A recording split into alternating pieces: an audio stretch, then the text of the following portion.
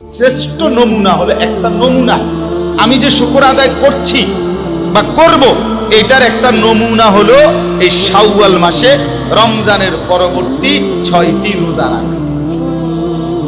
এই কথাটাই বলার জন্য শাওয়ালের 6টি রোজা নফল রোজা।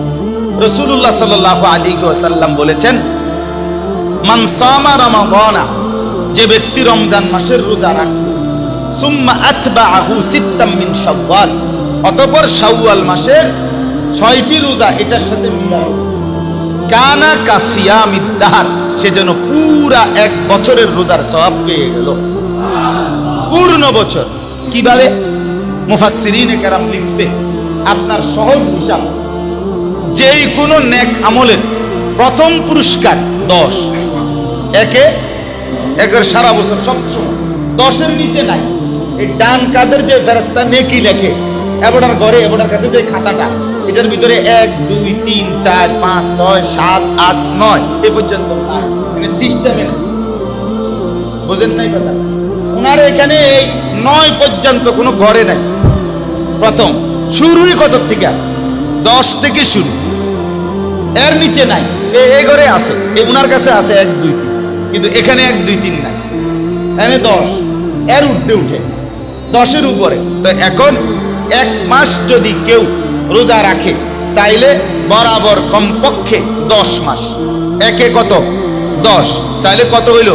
1 মাসে 10 মাস না, এমনি হিসাব কর, 1 মাসে কয় মাস? ওই 300 কেন বললাম না? কোন মাস 29 দিনে যায়, কোন মাস 30 দিনে যায়। তো এটা লইয়া কোনো চিন্তার বিষয় না। আমার মাস 29 দিনও হইলেও মাস, 30 দিন হইলেও কি মাস। তাহলে 1 মাসে কয় মাস? 10 মাস। আর 6টা রোজা যদি কেউ রাখে, এখানে এসে সংখ্যা গুনেন, 6 রোজার 1 রোজা কমপক্ষে 10টা রোজা, তাইলে 6 10 কত? 60। আর 60-এ হইল কয় মাস? 2 মাস। আগে আসিল কয় মাস? এই কত হইল? তো 12 মাসে কয় বছর? এটা হলো সহজ হিসাব, বুঝছেন? একেবারে সহজ হিসাব হইল পূর্ণ 1 মাসের, আর সরি 1 বছরের সওয়াব পেয়ে গেল। এই জন্য এখন আপনাদের কাছে এই 3টা কারণ, 1 নাম্বার মানে 3 কারণে 6 রোজা রাখা উচিত। 1 নাম্বার কারণ হলো রাসূলুল্লাহ সাল্লাল্লাহু আলাইহি ওয়াসাল্লাম বলেন, ফরজ এবং ওয়াজিব ইবাদতে বান্দার যদি কোনো ত্রুটি হয়, সুন্নত এবং নফল নামাজের দ্বারা তার ঘাটতি পূরণ হয়।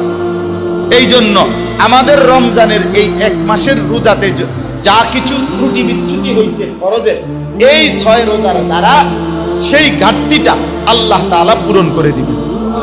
2 নাম্বার কোন ইবাদত, দ্বিতীয় কারণ হইল 6 রোজা রাখার কি কারণ রাখবেন?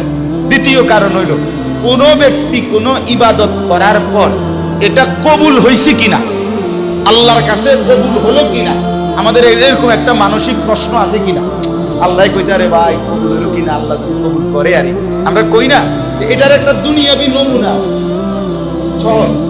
কোন ব্যক্তির আমল কবুল হলো কিনা এটার একটা বাহ্যিক নমুনা, দুনিয়াতে বুঝার একটা বাহ্যিক সিস্টেম আছে। কি জানেন?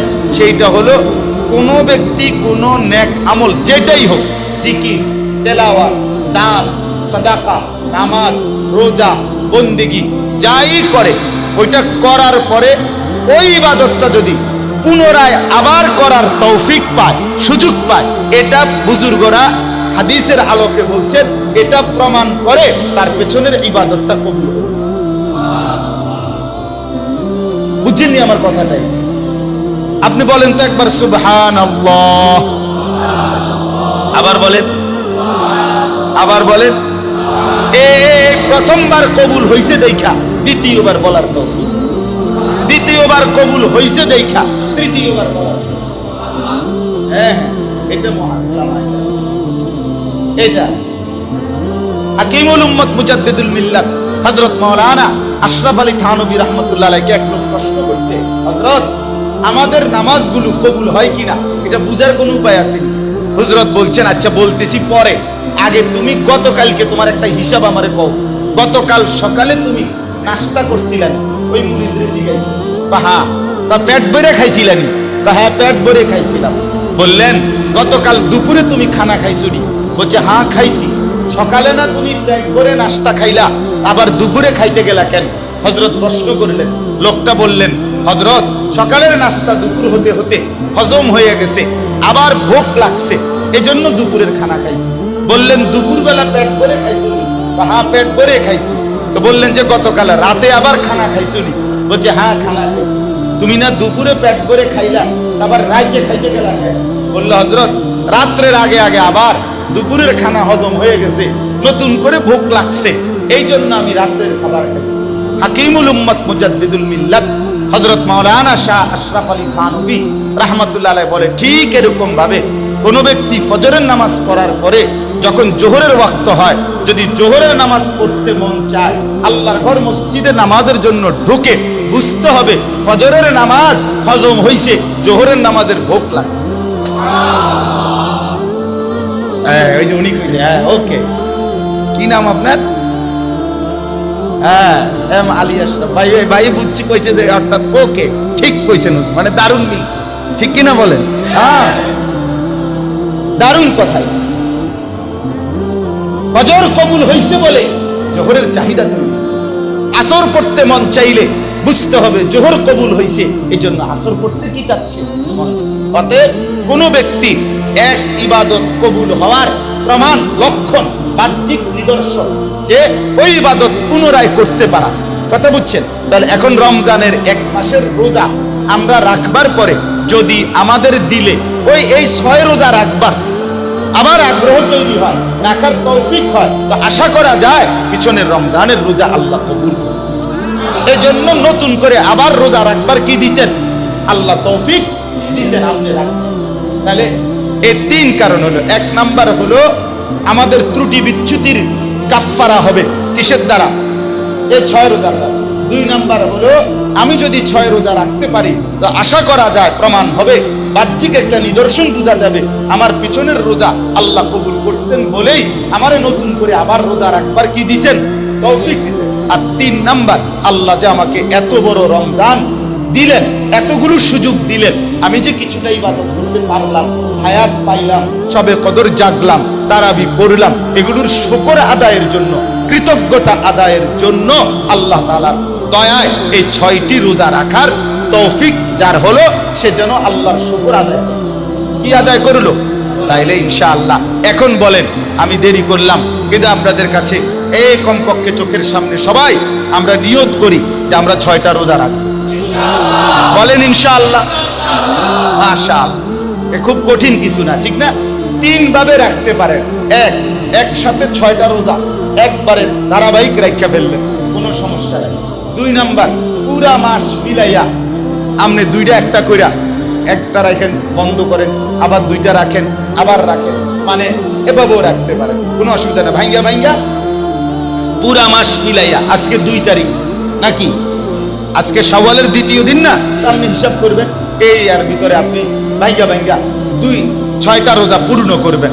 সহজ একটা বুদ্ধি আমার শায়েখ আল্লামা মুফতি মুশতাকুর নবী কাসেমী হুজুর বলছে, সোমবারে আর বৃহস্পতিবারে রোজা রাখা নবীজির একটা সুন্নত আমল।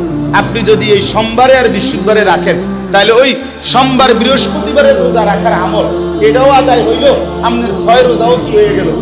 3 সপ্তাহ রাখলে আপনার 6 রোজাও কি হয়ে গেল? আদায় হয়ে গেল এই মাসে। তো আমরাও তো আখিরাতের ব্যবসায় সময় দিছি 1 মাস। আখিরাতের এটাও আল্লাহ তাআলা কোরআনুল কারীমের মধ্যে ব্যবসায়ী বলছেন, তিজারত। হাল আদুল্লুকুম আলা তিজারাতিন তুনজিকুম মিন আযাব।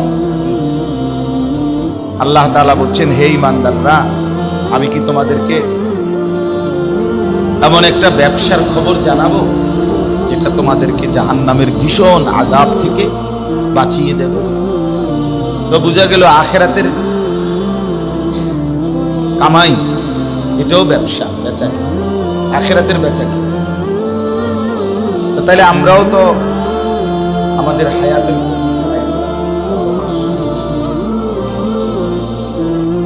পুরো 1 মাস, রাত দিন, মিনিট, ঘন্টা, সেকেন্ড আমাদের হায়াতেরই পুঁজি, আমাদের হায়াত আমাদের পুঁজি।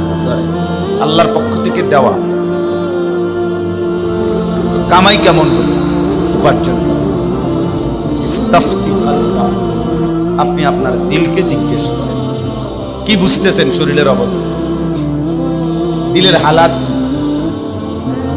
অন্তরের অবস্থা কি? নিজে নিজে কল্পনা, নতুন কোনো মানসিকতা আখিরাতের ব্যাপারে তৈরি হলো কিনা, নাকি একদমই সাদা মাঠা, তেমন কিছুই মনে আসতেছে না, তেমন কোনো ভাবনাও জানে। তাইলে এতগুলো ঔষধ কোথায় গেল, কে খাইল, কি খাইল? কমপক্ষে স্বাভাবিক ওষুধ ছাড়াও তো 6টা স্পেশাল বিশেষ আয়োজন ছিল। রোজা পালন 1 মাস, সাহরি, ইফতার, তারাবি, এই তো 4টা, এতেকাফ, সবে কদরের তালাশ, কয়টা হইল? এগুলো অতিরিক্ত ছিল। আর 5 ওয়াক্ত নামাজ, তাহাজ্জুদ, আওয়াবিন, ইশরাক, কোরআনুল কারীমের তেলাওয়াত, জিকির, দোয়া, কান্নাকাটি, দান, সাদাকা,